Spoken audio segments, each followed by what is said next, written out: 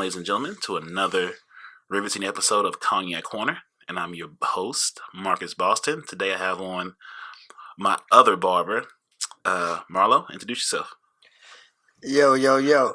Now, what's up, bro? I'm Marlo McGee, y'all. Sitting in with my man, Marcus. Yes. Yeah. We had Trey on. Oh, yeah? We had Trey. I think Trey was episode 6, maybe? You know what? I think I listened to it. Yeah. I listened to some of that. Yep. Yeah. Mm-hmm. Had Trey his first time in Sioux Lord the correct way, because the first time you guys came down and had a little turmoil at us. Oh my God! You talking about no jeans, no camouflage, no hats, no. Hey, my man was looking at us and undressing us at the same. Hey man, hey look, no camos, no shorts, no short sleeve shirts, no hats on your head, man. Basically, y'all can't come in. You niggas are not allowed. That's ultimately that's what it was for real. It was funny. I had been coming out a couple weeks in a row to where I don't understand. I know why now in retrospect, but I was like, this is today they've worn about the same style of dress the last 4 weeks. Yeah, you choose this Sunday to all of a sudden have an imaginary dress code. Like, where's the paperwork at? I mean, look, it was an outdoor bar with a sand beach volleyball net. Dogs, man. It was dogs in there, man. Yes. And they look at us talking about what we wearing, man. That was like the most hilarious thing. And the funny thing about it, it was another black guy standing there telling me this info. Mm-hmm. And I thought that was hilarious. Ben Carson was doing what the owner said, which is, I've definitely had I spoke with him and we've had that rectified. So yeah, I ain't been back since. I know. I thought that was like I don't beg nobody to spend my money. I agree. You don't want me in your establishment. Just ask me to leave it. I shall do it. I agree with you 1,000%. Yeah. But we got that rectified. We moved on. We've grown. And all those 5 things. So who is Marlo? So let's start with Marlo at the beginning. So where you from? Ah man, I grew up in St. Louis in a small community called Wellston. What can I say about Wellston? Like 10 blocks of chaos. Hey, but it's where I'm from. Yeah. You, like growing up, you had both parents, one parent? Well, my father passed away when I was like 18, but I did know my dad, you know what I'm saying? So I pretty much grew up at my mom's house, grandparents' house. So growing up, what was the examples of relationships for you? Like what was you raised around, like atmosphere and environment? I mean, my mom, she got married. So she had her thing going. So I was always around some strong women. Men and well, being very young, I grew up in a house full of women. Yeah. I had a couple uncles, but one uncle was in the service. Then one was, he was doing his thing. Yeah. And I learned a lot from them women. Yeah. If nothing else, is how to deal with them. I learned a lot from them, man. At least how to deal with them. And when you say deal with them, you see like having patience, how to properly communicate, how to approach. Like, I always try to give at least, like the process of elimination. You know what I'm saying? Like everyone doesn't have the luxury or the advantage or opportunity to be raised under a tutelage where you learn respectfully how to approach women, court women, and even break up in a correct way that doesn't have to be messy and full of drama. So do you think through observation or direct, instructions, did you learn that from those women? Well, I almost feel like the way you move is kind of like who you are. Like, if you like drama, it's going to be drama. Yeah. If you don't like drama, like, sometimes you got to know when to lose. Yes. Sometimes losing ain't always losing. Right. Yeah. Yeah. Like, you got to know when you're in the victory circle. Mm-hmm. It's like coming home real late at night. And then, you go ask your partner, your spouse, your wife, your girl, whatever she may be to you at that time, that, baby, go make me something to eat. And she get up and she fuss and complain the whole time, yet she in there cooking your food. Does it do you any good to sit there and argue with her when actually you already won? You can just be quiet, let her fuss, and let her keep cooking. Like, it's just understanding when you winning. Yeah. Like, if people would understand when they winning and can eat a loss, our life get easy, man. I agree. I mean, it does. Like, it's not that. Come on. Sometimes we make it harder than it has to be. Well, we make it harder than it has to be in a world where everything already provided. True. It's a great time to be alive. I mean, everything in the world was already provided. It was here before we got here. It's going to be here when we dead and gone. True. The world keeps spinning. Yeah, don't nobody take nothing with him. Nope. Just stay. When a man die, he leave everything. Look, you ain't got to ask, what he leave us? Everything. He left you everything. Because he ain't take nothing with him. Yeah, man. Yeah, so, True. That's a good point. Take everything with you. Yeah. See, I almost did a young guy move. Like, why are you fussing? Now, me being lack of experience of knowing that thought process, I'm like, so I asked you to do something, you fuss. I don't want you to do it no more. Then who win it? You have lost out. I lost. Yeah, you just lost. I lost. Now I'm gonna make my own sandwich. I'm mad that she fussing instead of let her fuss and get what I wanted. Yeah. I just pimp backwards. That's the gem. That is the first gem of the day. Yeah, you can't do that, man. That's the first gem of the day. I want to now, and I mistook that as she must don't want to do it. Then you know what? No, never mind. But she's doing it. Yeah. Huh? Like, if she didn't want to do it, she wouldn't have gotten up. Right. I mean, ultimately. True. And she just wanted to fuss and make you aware of what's going on. Yeah. And, Damn. Shh. I'm going to be quiet. Like, hey, man, sometimes you got to get out of there. That is a jewel, number one. Just, you getting what you want. What's the problem? You know what, man? Often in life, I found we are our own worst enemies. Like, most of the time, people fussing at you and taking it, it's probably not even you. Right. It's probably they dealing with something with themselves, but they need somebody to be a punching bag. Yeah. So they throw their jabs at you. Yeah. It's almost like they make themselves feel better by belittling someone else. Right. And people do that all the time. Way too often. Because we deal with a lot of our own insecurities. Yes. In this show. That is very true. So, Marlo, as a young man, I mean, we know you're newlywed. Congratulations. Oh yeah, beautiful thing. That's a very thing to be proud Took of. a long time. We gonna start at the beginning and get there. Okay. We gonna work our way up. So, what was your approach on philosophy as a young man, in regards to like dating, relationships, getting your experience? How was your approach, and what lessons did you learn? I think, man, as much so as I've always been kind of a ladies' man. I mean, just in all honesty. Yeah. Like, that's never been an area I've struggled in. I almost feel like any man that struggled with getting a woman is because he ain't trying or something. I mean, because they made for us and we made for them. Yeah. So, it was, I would say it was probably more so of just controlling myself. I mean, because, I'm one of them people who believe every time I walk out the door, it's somebody going my direction. Yeah. Like, it is a woman going I don't care which direction I face. It is a woman going my direction. All I got to do is grab her hand, pull her in. And then in the trial of learning one another, sometimes we don't always make it. Right. But for that stint in walking life, that's where she was, right there. So it's like one of those, I'm not mad that it's over, I'm happy that it happened.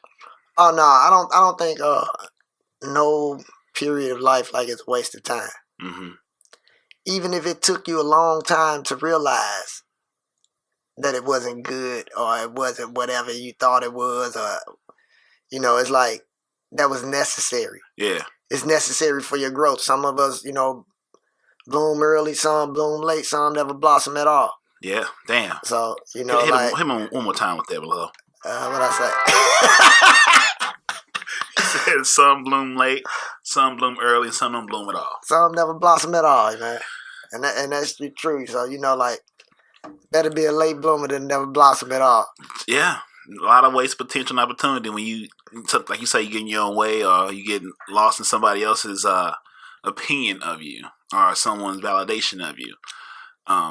You miss out on what you could be because you're trying to be somebody you're not.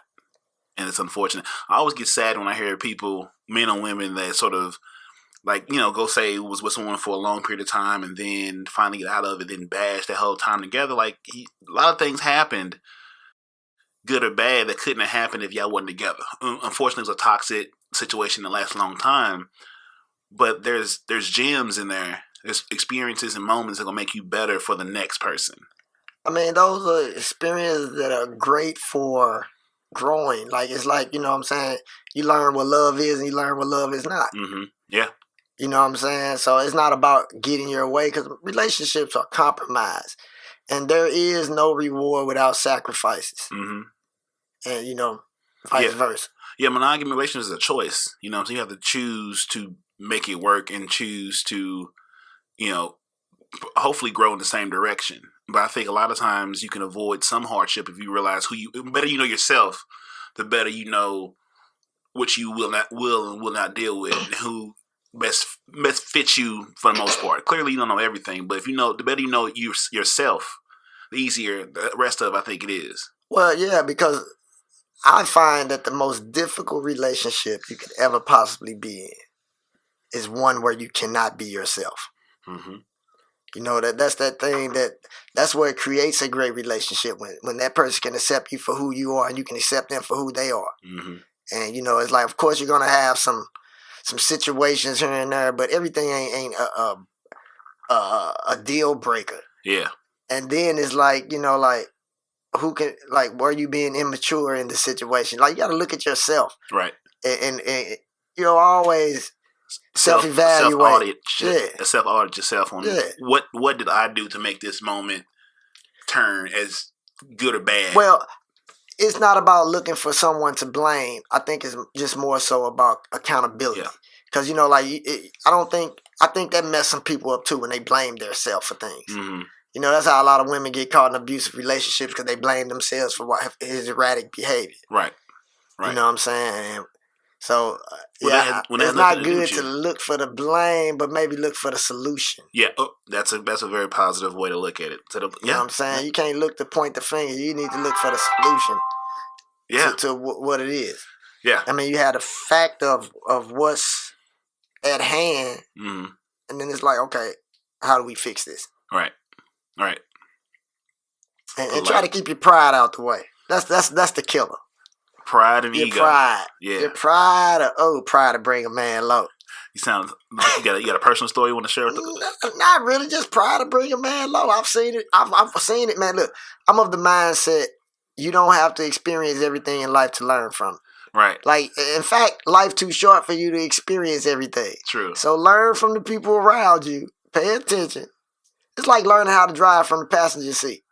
It's like you watch them push the gas, you watch them push the brake. Like, most people kind of learn how to drive from the passenger seat. Right. It's just a matter of getting the mechanics down. Yeah. The intuition, the mechanics, the secondary. Motion like, and shit. People, okay, I'm newly married. People tell me all the time, "Oh, just wait till you 10 years in and things gonna change, or you 5 years in, things gonna change." I say, man, y'all sound like y'all. I said, y'all, I'm kind of glad I'm in year one because y'all sound miserable. Right, that's horrible, bro. Look, I had a conversation the other day. Like, my mom been married for 12 years, together for maybe 15, something like that. But, like, I've never seen them argue. I've never seen them, like, exhibit any kind of negative, traditional relationship behavior. You know what I'm saying? At home, away, they've always just been happy with each other. They just hate, they with each other. And, like, that's how I think of everything. Like, I'm not going to be with anybody that doesn't bring level of peace and just tranquility to make me a better person. I'm good without you, but you make me better, that's great. But I'm still going to be myself. And so, like, when people, like, think that arguing in a very toxic way is healthy or that's what we do. Relationship. That's not a relationship. That's not how this works. Man. Because somebody not being allowed to be themselves because somebody keep nitpicking at every little thing they do. And you know, who wants to be in a relationship where you're on eggshells and you like, did I do something wrong? I gotta be on eggshells at home and away. Like, did I do something wrong? That's nuts. You know, you left looking, man. Doesn't make any sense to me. Like, I can do bad by myself. I don't need no help. Be having a bad day. Life can give me enough shit on its own that I have to deal with. I refuse to deal with some shit. Hey, and then before you know it, you be the man in the relationship. You went from being the king of your castle to a peasant in the man cave. Man, shit. Down in the corner of the basement. I'm on the couch, and then they say, it's a man cave. Look, you been demoted from the king of your castle down to a peasant in the man cave. And everybody think the man cave fly. Now the whole castle mine. Right. Like, it's funny, man. Yeah. My boy Matt came on episode, I think like 5 or 4. And he was saying, like, him and his girlfriend, they were young and going through, was like, I'm not going to throw away this house because one light bulb don't work. You know what I'm saying? We have so many good things in the relationship that's worth holding on to. Then maybe this part right here is not working. Maybe the lights out when you redo the stairs, whatever. But I'm not going to throw away the house because of one bad room to be remodeled. I said that's a good point. I think some people are too quick to throw away something great because that they sort of forget or it gets blurry. Well, it's two people in a relationship, right? And you have to have two willing participants. True. You know, it's like the old positive negative thing. A positive and negative is always a negative. Mm-hmm. Two positives is a positive. Yeah. Two negatives is a positive. So both of y'all negatives positive that y'all gonna stay in some bullshit. Like that's the grand scheme of like all day long. Like it's like, come on, man.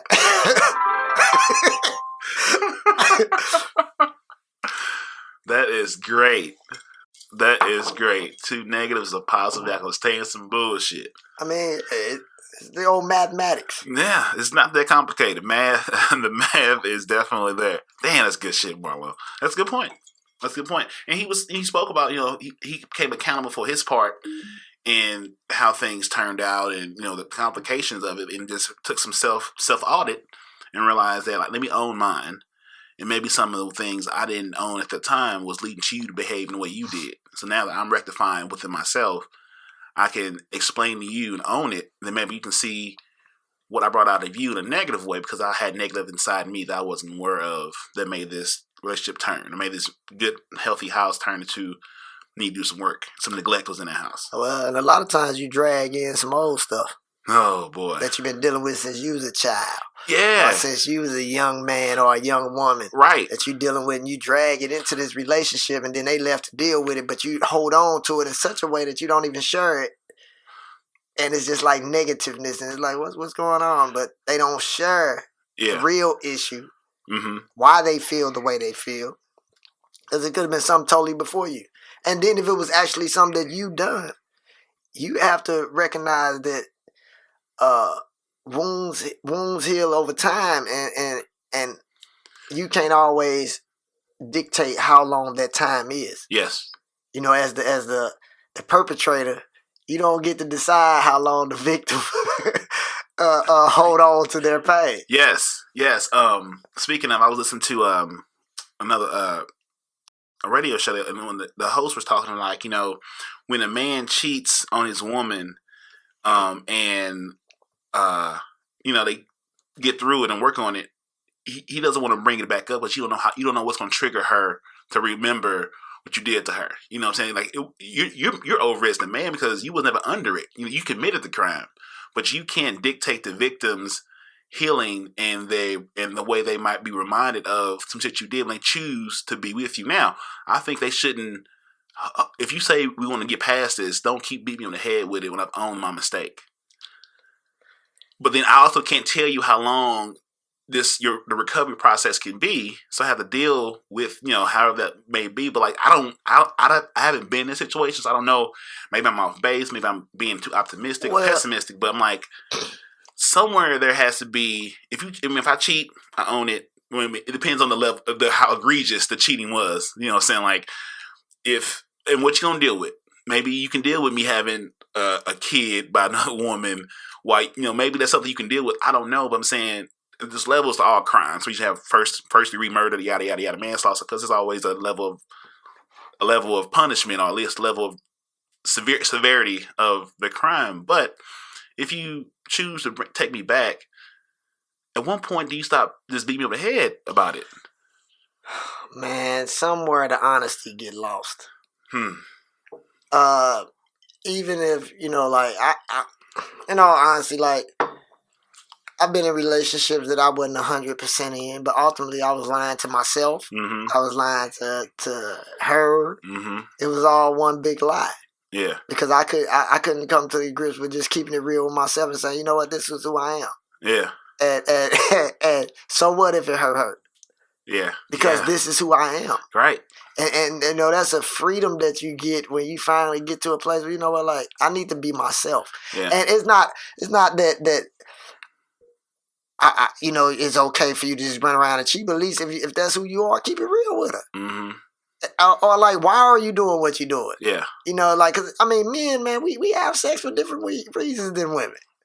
In truth. Yeah. Like, it's just almost like, hey, it was there, I did it. It was something to do. I mean, it's sad. It's sad, but the song came on, the light hit right. I had one too many Duces. Yeah. I was just shooting the shit. But there's really no emotional attachment to it. Yeah. Most of the time. And that's what I've said this a few times. Like, men cheat or date for ego, as for women cheat for emotional reasons. What? I like that. That's a jewel for you. I like that. But it's one of them things, man, where I don't know if you do it just because it's an ego thing. Sometimes it's like, what men have often had a thing of this good girl thing, mm-hmm. of what they consider to be a good girl. Yeah. Or a good woman, or what society has said that this is, and then ultimately they go out and cheat with the girl that they really like. Like, that's what I mean by about being real with yourself. Like, if you like a girl that's a little hot and a little this and a little that, then you do that. Yeah. Don't expect, because the woman at home is gonna be boring to you. If she's sometimes you find out that her good girl image is real. And she's quite boring to you because you have already sown some of your wild oats and you had a taste of other things. And then now you have something to compare to. That's why, it's funny, man. None of us really hardly ever make it. Some of us do. But I understand why the Bible say, wait until you're married to have sex. And if people didn't talk about their sex life, you wouldn't even know your sex life was boring. True. Like, it would be one of them things, you never had it, so you don't know what you're missing. Right. So sometimes when you get a taste of some things out here, and it's kind of like, I like her, but she just bored. Like, and sometimes all the other things fit. Yep. Yeah. But it's always, or you think she nagged too much, or whatever. You almost don't need to give a man an excuse to have a good time. It's almost like, especially when you just can't be yourself. Like me, myself, man. I've been so blessed with my wife to the point that I can be myself around. Like, I can just talk dirty to her, say whatever I want to say. Yeah. And she don't take it wrong. Yes. It's always up to the receiver to decide. As the receiver, it's always up to the receiver to decide if the giver is coming from a place of love or a place of hate. Correct. It's like, how do they perceive you and with what you're saying? So, it's like, we just have a connection, man, that's healthy. Yeah. For us. And you know what? I've been with her for 3 years now. We've been married for a few months. And they say it's still the honeymoon stage, but hey, I think we can make our whole lifetime a honeymoon stage. That's what I'm saying. Like, it's all between the ears, bruh. Like, it's like, because you're a barber, so you work for yourself, and there's a different, the shades, the colors of the prism shine differently when you are in control of your success and your failures. Like, I'm transitioning to a position where, the podcast, like, all this shit I'm responsible for, and the success and the growth is predicted on the work I put in when there's nobody around. And it's a different energy and vibe than when you hang with people that just used to being a replaceable part of the machine.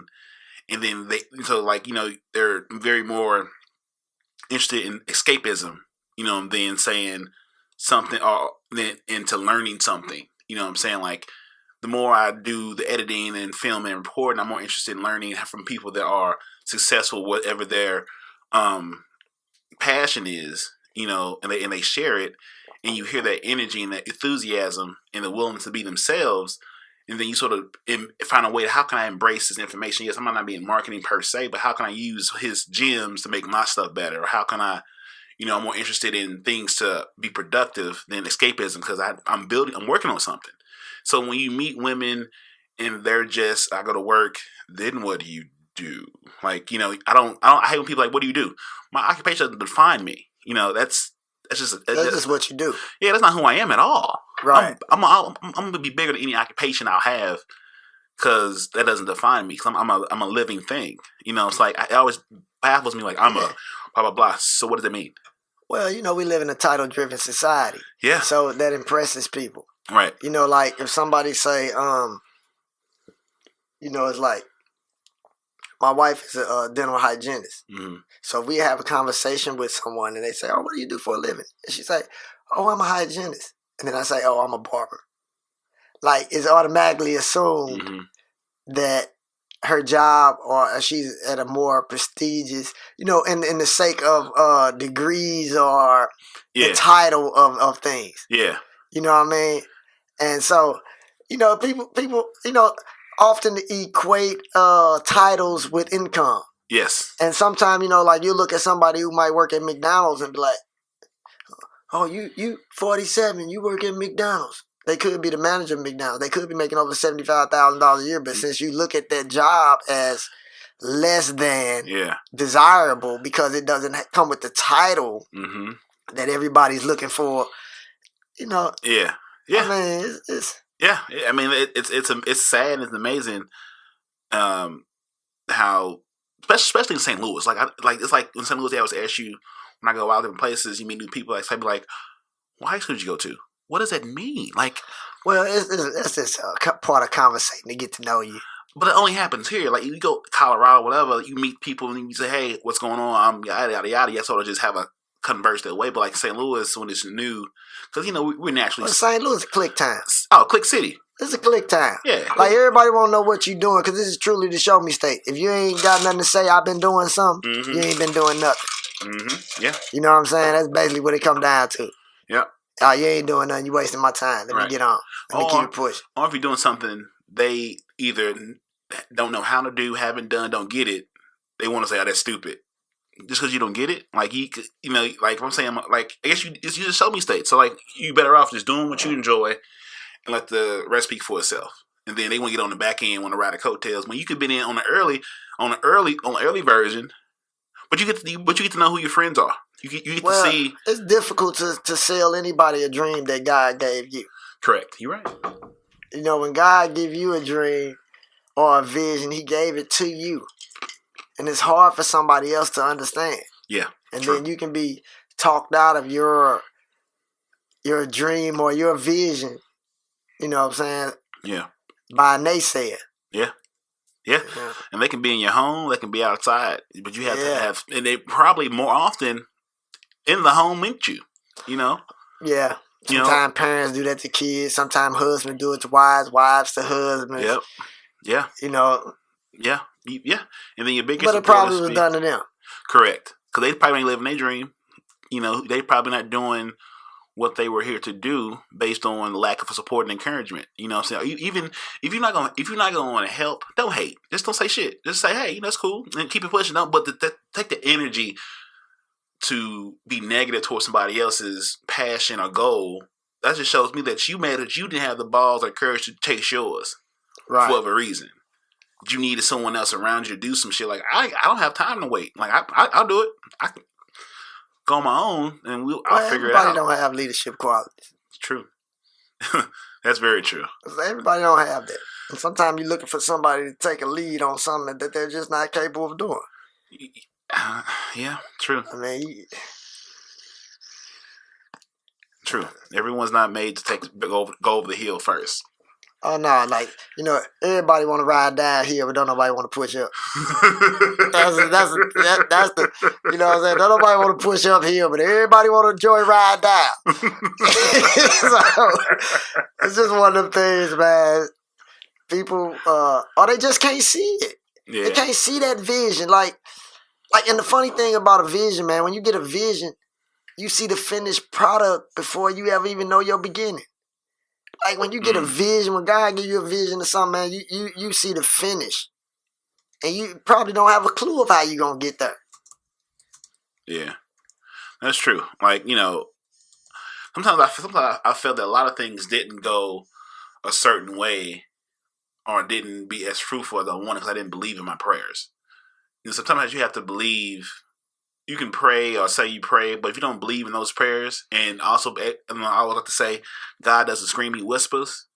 And you got to be grateful in the small things to say, oh, yes, I'm fortunate to be able to give someone some extra change I had in my car. If someone is in a position or strong enough to ask a stranger for money, how dare I not be strong enough to give you this change?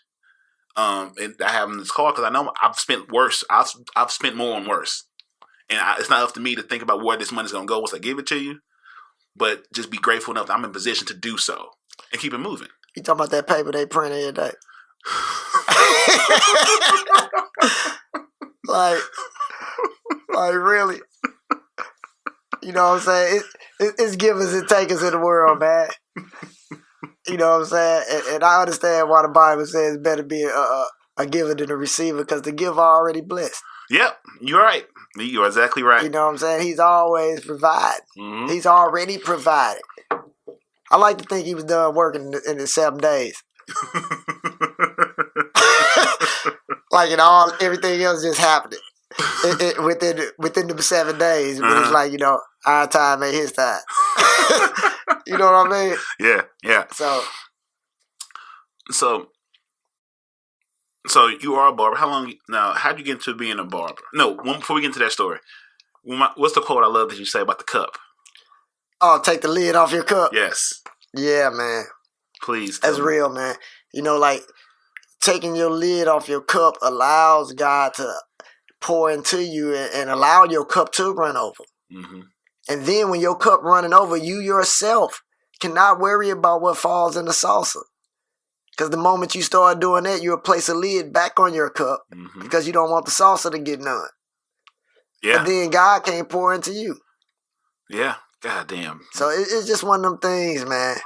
You gotta take that lid off and just allow things to move, man. Mm-hmm. You know what I'm saying? Like God give every man the equal his shared measure of faith. Mm-hmm. He give it to us all. Just some of us allow the things God tell us to die with because of some naysayer. Yeah. We just let it go. Yeah. Or He tell us to do something, we keep putting it off.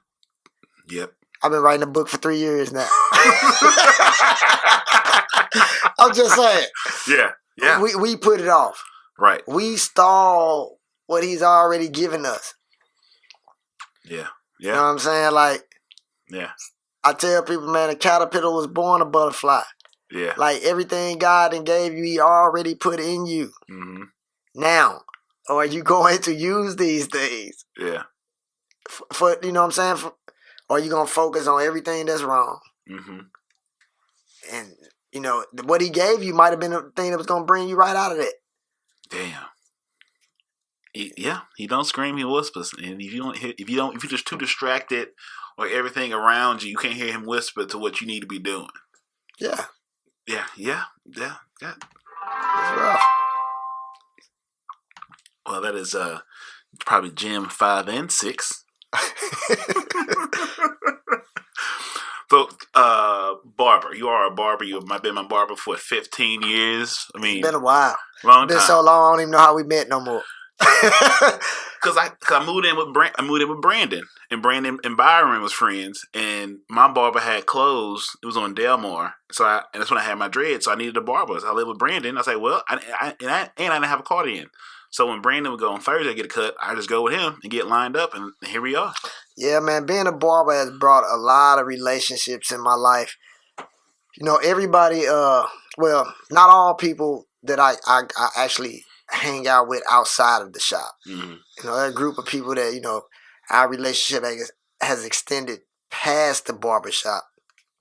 So, I mean, you know, we probably done some football games together. I know me and Brandon went to a game. We always, you know, it's like, man, it brings forth good relationships, man, out of good people. Correct. You know what I'm saying? I've always had the ability to pick good people out. Yes. I think that's your vibe attracts your tribe. Oh yeah, most definitely. You get out, you get back what you put out. Yeah, because you have no lid in your cup. Oh yeah, and let it run over. You gotta let it run over. So, what made you get into being a barber, and how'd you meet Trey? Well, the beginnings to my barbering was, man, I probably been cutting hair since I was 10. Damn. My aunt was dating a guy. He came over and he cut my hair in the kitchen. That was like my revelation that I can do this too. Like he not no barber. It was this guy. I can do this too. Yeah. So I started off. I was my own. You know, I was my first customer. I was cutting my own hair. Mm-hmm. Then I started cutting my boy hair. Mm-hmm. Led to my uncles. Led to people around the neighborhood. By the time I was in high school, I had a nice little hustle going. Yeah. Keeping some money in my pocket. I had a couple friends graduated a year before me. They went off to college. Kept calling back, complaining about being broke and this, that, and the other. And I'm sitting there like, I don't need to go do that. So I'm like, you know, I'm going to go to barber school. And the funny thing about it, my mom had dated a barber. Mm-hmm. And I was sitting in the shop one day and I saw the guy get a haircut. And we talking about maybe 92. Damn. 90, 93. She was dating a guy and he got $24 for a haircut. And I was like, yeah, I can do this. Mm-hmm. I'm already cutting anyway. Yeah. Like, it just was a natural progression for me. Yeah. It was something I was already comfortable doing, something I had been doing for years. By the time I'm 18, I'm cutting 8 years now. Mm-hmm. Yeah. Shit. So, I did that. I went straight to barber school. I took the summer off like normal school. Mm-hmm. I took the summer off, and I went to barber college that September. Yeah. Back then, school used to start after Labor Day. I went to school back in September, and then knocked that out in about 8 months. Then I worked at Leroy's for like 4 or 5 years, and I left there. I worked at Cusser Class with another. Actually, me and her went to barber school together. Mm-hmm. And man, I did a little cutting at home. Yeah. I had like 8. Then when I got down to Universal, which is probably about 03. Mm-hmm. 2003, that's when I met Trey. Yep. And the funny thing, we didn't know it at the time. We had been working together for a few months or whatever, or maybe not even that long, but we had been working together for a minute. Mm-hmm. And his dad came in the shop, and he kept looking at me. And he was like, man, what's your daddy now? I'm like, you don't know my daddy, man. Mm-hmm. My daddy been dead for X amount of years. You know, he like, your mama name such a, your dad name. Man, I'm talking about gave my whole family, ran it down to me. At least, you know, my grandparents and I'm like, my uncles. I'm like, oh, this dude really know me. And he was like, man, I used to play with your daddy, man. And so they played in the same band together. They was actually cool during their younger days. And, you know, found out me and Trey had probably played together at some rehearsals and some things like that. And here we were as adults, reconnected by fate. By fate. Yeah, that's all, you know what I'm saying? So, and we've been kicking it ever since, man. Damn. Yeah. God damn. That's a when your lid is off your cup, you let God pour into you, and it brought you guys together through your fathers. Yeah. To continue this family relationship to the next generation through their sons. Oh yeah. And it was God's plan, because His plan is always better than our plan. Well, yeah, the thing about it, we don't ever know His plan. No, we don't. We in the midst. And just trying to do the right thing and make the right decisions. But it's funny. The funny thing about making those decisions, they must be necessary to help us through, because whether good or bad, we got to go through it. You're right. There is no choice but to go through it. Because if you ain't going through it, then you're probably dead. There's nowhere to go before. Yeah. That's true. And you are a father as well. Correct. Correct. You have 2 daughters? I have 3 now with my wife, so I have a stepdaughter also. How old is she? She's 11. Okay, so how old are your other 2 daughters? My other daughters are 18 and 23. Wow, so how is that? So you've been through this first round of raising daughters into women. Patience. Patience. Also recognizing that they're my seeds. Mm-hmm. So sometimes and it's funny thing, I think God hit us with some things that we are uncomfortable with in our children to teach us a little lesson that we ain't too much better than the next person. So he give you somebody that you love so dearly. And it's just This test is put all your... Yeah, it's the test. Yeah, man. But all those wisdom self-test. Yeah, I wouldn't trade it in, man. That's great. It's been one to love my babies. All of them. How would you... What advice would you give a man that's trying to raise daughters in the world we're in now? Well, man, the first thing, the world we live in now, and the world we live in then, and the world we're going to be, it's all the same. You know, it's a lot of patience. And you need to understand it's going to come a day after all that bathing them, changing their pampers, raising them, loving on them, and doing all that, especially if you're a father in their life. After all of that, it's going to come a day where they're going to meet some little dude that all of a sudden they don't hear nothing you telling them. All of a sudden what you telling them sound like a whole bunch of BS. You know, we got this little thing, my brother Marv always like to say, blood thicker than water, but cum thicker than both of them. And man, once they get involved, man, it's an uphill battle. Because you could tell them somebody not right for them, and they'll think you just don't want to see them happy. Yes. Or you don't want to see them with somebody, or you just don't like them. They got every excuse instead of he just really a bum, baby. I told you he a bum. Yeah. But, you know, they don't receive you well. Yes. Again, it's up to the receiver to decide whether you coming from a place of love or hate. If they decide that you hating, perception is reality. Yeah. Yeah. It's reality, man. That is, yeah. It's a tough job, man. And I always tell people who raising kids, either you got extremely lucky if your kids ain't giving you no problems, or you ain't paying that close attention. Ooh. Like, it's one of the two. Damn. Either you like the luckiest parent in the world that your kid giving you no problems. Yeah. Or you ain't paying that close of attention. Damn. So, yeah, that's... That is parenting gems from Marlo. Either you got extremely lucky. Well, because ain't no hand God on raising no kids. No. You can have 5 kids all raised in the same house with both parents in the house, and they all turn out different. Yeah, we've seen that. Yeah. I mean, look at the Jackson 5. Somewhere the middle kids always feel like they a little messed up because they ain't old enough to do what the oldest doing, but they ain't young enough to act like no baby. They just be lost. It's just poor middle child. Poor middle child. Poor middle child. Yeah, Yeah, that's tough. That's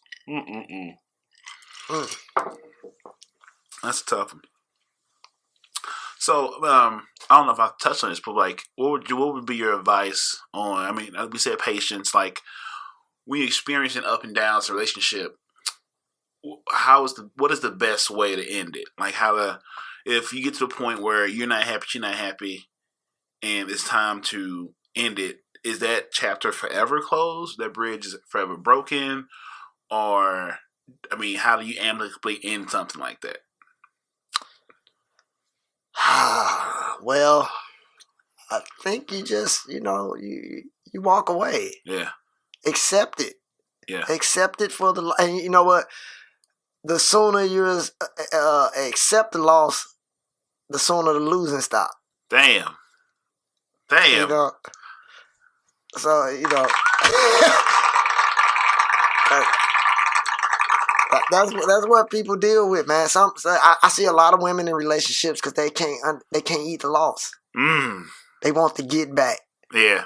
They want to revenge whatever they feeling. They want you to feel the way they feel, which only drags them further through the mud. Yeah. And guys do it too, man. She says she don't want you. Yeah, you still showing up. If she don't want you, the best thing you do is not want her. That's it. You know what I mean? Don't want her. She don't want you, don't want her. Sounds simple enough. Yeah. Damn. Yeah, goddamn, that's a good one. So to recap, once you able to take the loss, the losing stops. Yeah. Yeah. That is Jim 87 from Marlo. Marlo, shout out the barbershop. Oh, jack of all phase, where we do ball phase, medium phase, long phase, European shades, you name it. We do it all. Yeah, man, located 8003 St. Charles Rock Road, man. Yes. St. Louis, Missouri, 63114. That's where we go. That's where you can find us every week. Sometimes we be there almost every week, but we see how the life goes. I just saw currently this. It's called a custom hair unit. Have you heard about this? It's a man weave, bro. Dog. My photographer Mo was showing me a barber that does it's called custom hair units, and so it showed me how it's a weave. So he get you that George Jefferson, then he lays these waves on top of them. Man, men ain't got no business wearing no weave, man. I'm just gonna keep it real, man. Like, let the ladies have their purses. Let them have their weave. Let them have their makeup, their high heels, their panties, and their bras, man, and their dresses. I'm just being real, man. Like, you ain't got no business. What's the purpose of that, man? If all your hair fell out, cut it all off, man. And get a mean hat game. How about accept what you have? Mm-hmm. How about accept who you are? You know how many people dying out here because they can't accept themselves? Mm-hmm. Can you imagine, like, people who saw the mirror for the first time? They didn't like what they saw. They probably was killing themselves, man. Oh, my God. Like, people are so unhappy with themselves, man. And I was saying, all he did was buy confidence. You bought your confidence, but that's not... You should be enough. He made you enough. The God that you believe in, whatever title you choose to pray to, he made you enough. So there's value in losing that hair. Maybe I want you bald. Hey, man, accept who you are, man. Hey, and if she can't accept you, find somebody that will. True. That's it. I mean, I know. I was talking to a friend of mine, and she's she's finding herself in guys. So we have a lot of conversations about church, and she went to my church. Well, she didn't go to my church, but we've been trying to figure out how to take her to my church. And I was sending her the Facebook feed to get to see the service, to understand what you get into, because this is not no Catholic church. This is some energy, and it's showtime. You gonna feel this word. You know what I'm saying? You gonna feel this environment, and it's like.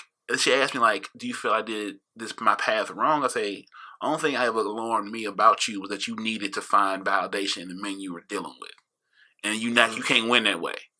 You have to believe in your own value. You can't look for someone to say how much you worth, because they shouldn't be your appraiser. The only appraiser should be you. You set the value of who you are, and seeing when you chase men to give you that validation, they're going to value you on what they need from you, not who you are. And now you 2 kids in, going through a divorce, 2 baby daddies in, and now you're trying to sort of find your next step. I'm like, you worrying about the next guy you meet and blah, blah, blah. Worry about the shit that's in front of you. You ain't even in a position to even get out there and date. And understand that...